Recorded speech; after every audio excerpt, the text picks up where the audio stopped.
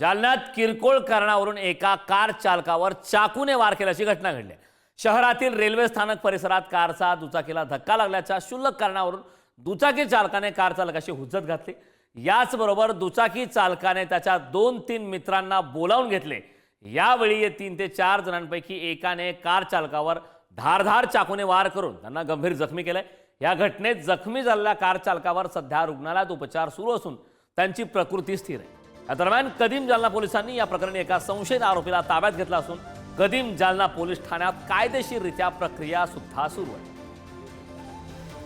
या संदर्भात ताजे अपडेट देण्यासाठी आपले प्रतिनिधी जालन्याहून गौरव साळवे आपल्यासोबत जोडलेत. गौरव, खरं तर जालन्यामध्ये किरकोळ कारणावरून हा वाद झाला आणि नंतर चाकूने हल्ला करण्यात आला. काय सविस्तर? अगदी खरे तर आपण जर पाहायला गेलं तर ही घटना जी आहे ती जालन्याच्या रेल्वे स्थानक परिसरात घडलेली आहे.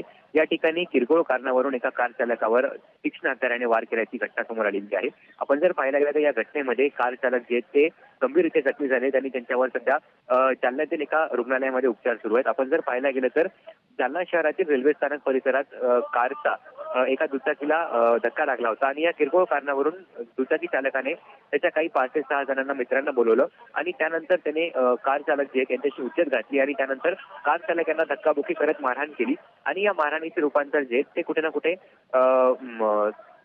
तीव्र झाल्याचं पाहायला मिळालं आणि यातील दुचाकी चालकाच्या एका साथीदाराने चाकूने या कार चालकाला भोचकल्याचं पाहायला मिळालेलं आहे आणि या घटनेमध्ये कार चालक जे ते गंभीररित्या जखमी झालेले आहेत आणि सध्या गंभीर जखमी झालेल्या कार चालकावर एका रुग्णालयात उपचार सुरू आहेत. या प्रकरणी आता कदीम जालना पोलिसांनी एकाला अटक देखील केलेली आहे आणि आता या प्रकरणी कायदेशीर कारवाई करण्याची प्रक्रिया कदीम पोलिसांनी सुरू केलेली आहे.